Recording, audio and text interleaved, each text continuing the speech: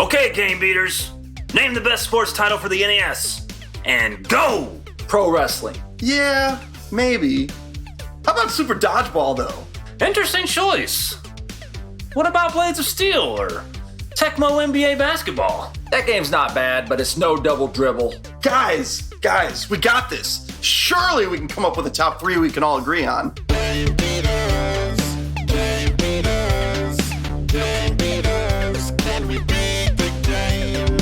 So this first one is a game most everyone should be familiar with. And if you aren't, then pay attention, Mac. Mike Tyson's Punch-Out is a boxing game for the NES developed and published by Nintendo in 1987 and based on the arcade game Punch-Out. In Mike Tyson's Punch-Out, you play as Little Mac, who makes his way battling through various characters, winning 3 titles until you reach the ultimate boxer, Iron Mike Tyson himself. There's something different about you. Oh, there we go, that seems right.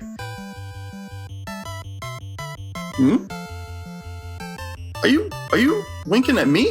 Mac takes on 14 opponents, 11 who are unique. The gameplay is a bit like a rhythm and puzzle game. You have to figure out each boxer's weakness while dodging and striking at the appropriate times. Some characters who you have to fight a second time come back stronger and change up their timings. Your heart meter represents your stamina, and when it hits 0, Mac becomes too tired to throw a punch. You can also earn stars, which enables Mac to throw an all-powerful star punch, which takes out a good amount of the adversary's life bar. The sounds to this game are iconic. From the sound of falling down, to the bells ringing between rounds, to the heart-pumping fight music. This has it all. Do a search for Doc Lewis cutscene music cover, and you'll find some interesting music for sure. The graphics are no slouch either. Huge sprites for the NES give every character, well, character. It pretty much looks like a cartoon. Oh yeah? Well, 2 can play at this game. Chicken Sandwich, a baseball player, Grand Canyon, Canada, yeah! Though King Hippo on Captain N has weird nipples, which I'm glad they left out of here. It still holds up today in my opinion. I love pretty much everything about this game. The puzzle elements combined with the skills it takes to dodge and counterpunch make this a top-notch NES and sports game. The only shortcoming is maybe the difficulty, especially if you are trying to play on a modern display and through emulation such as the NES Classic. There's just too much lag to make it feel fair. Now that I think about it though, why does Mario pause his count while your opponent is getting up, but has no mercy for Mac? Man, go save a princess. People still play this one today, as it's in some ways the ultimate NES sports achievement to beat Mike Tyson. All in all, this is a must-own NES sports title. Dan B, you're right with Mike Tyson Punch-Out, but it ain't got nothing on Tecmo Super Bowl. Tecmo Super Bowl is a Tecmo-developed American football game released on the NES in December of 1991. It was the first sports game licensed by both the NFL and their Players Association. Your objective is to take any one of the 28 teams through a full NFL season. Unlike the first Tecmo Bowl, it has all the 28 teams from the time the game was released. I really think they killed it with this game because the players can do so much stuff. When a ball looks like it's going to be overthrown, sometimes the player will go up and get it, which can trigger a cool cutscene which shows the receiver jumping up to catch the ball. Sometimes it will backfire on you though, especially if your receiver has a defender on him. It might get intercepted. The gameplay is pretty simple. There's a menu screen that looks like a playbook. It shows preset running and passing plays. You choose your plays using the corresponding controller input. If your opponent picks the same play though, look out, you'll get smacked. While on defense, you can control any of your players and go for the sack or cover receivers. Graphics are pretty good with full rosters and detailed uniforms. Names, skin color, and numbers are all included. The cutscenes are great too. Every time a TD is made, every time a rushing TD is scored, every time a field goal is made, a different cutscene is shown. During halftime, it shows cheerleaders, and for being on the NES, they look damn good too, and still could take the rightful place in the Women of Evil Dan's phone.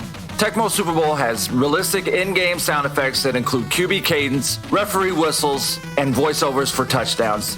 The music is rocking, it kind of reminds me of Ninja Gaiden. I think the game was ahead of its time. I love that it had all of the teams with home and road uniforms, and the cutscenes were a welcome addition. No other sports game is as competitive in 2-player mode. You could get 27 of your closest friends and play a season with each playing their favorite team if you wanted to. Just don't try to take my Houston Oilers. Warren Moon for the win. Watch out. The only thing I think they could have done to improve the game is to add more plays to the playbook. Just think, if you could design your own plays, how awesome would that be? I think this game is timeless and is the best football game on the NES.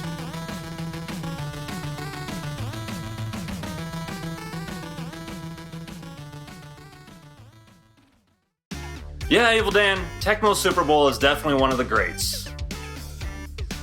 Is it the greatest ever, though? Baseball Stars!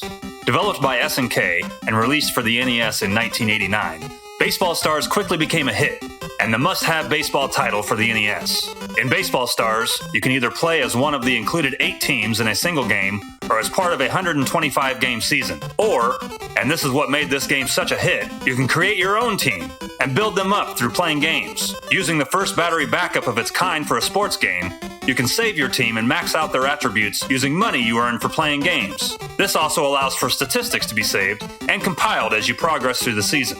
The gameplay was also a reason for this being the go-to baseball game for the NES. There was nothing more satisfying than climbing the wall as an outfielder and robbing someone of a home run. The mechanics were easy to follow and quite fluid with very little flicker or lag. The team building function was surprisingly deep, with free agents you could sign as well as a variety of different types of players you could create.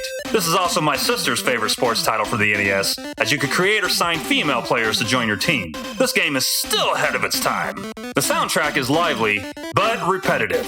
It does include a couple sound effects that help gameplay, such as the sound of the ball arcing during fly balls to let you know just how hard the ball was hit, as well as a whine that happens when a changeup is thrown. The graphics are clean and crisp, with nothing that distracts you from the game. The various players are lumped into 4 or 5 archetypes that are easy to make out and play. This game has everything for the baseball fan. Making and building a team is a rewarding experience. Playing a full 125-game season is also fun, unless you play as the American Dreams.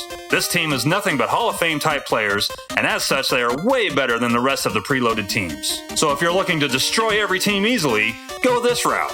If you are looking for a challenge, choose one of the other teams and play a season with the American Dreams included. I've done this, and I've been chipping away at it for the last 10 years or so. I have about 8 games left in my season, so be looking for a separate video documenting the Ninja Black Sox rise to glory and their run to the championship. I suppose if there were any drawback, it would be that it could have a few more well-balanced teams to choose from. It has 1 very great team, 2 decent teams, and then the rest are forgettable and weak. The obvious thing to say would be the lack of MLB teams or players. Had they had Major League Baseball's blessing on this, we would be talking about a GOAT game.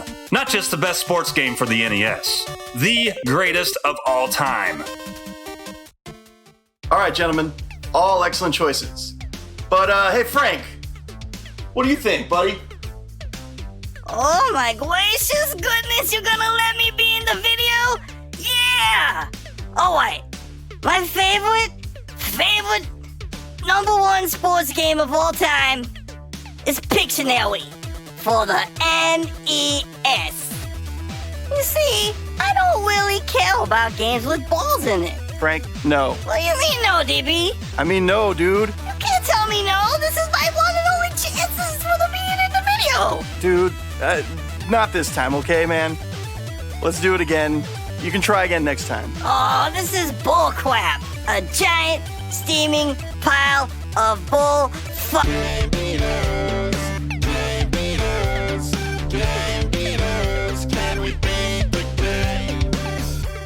Oh, wow, Willie?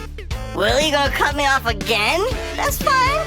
That's fine. Well, I hope everybody had a good time. And you liked and subscribed and you shared this with everybody. And I hope you have a great day, even if the game beaters do cut me off sometimes. Okay, love you. Bye-bye.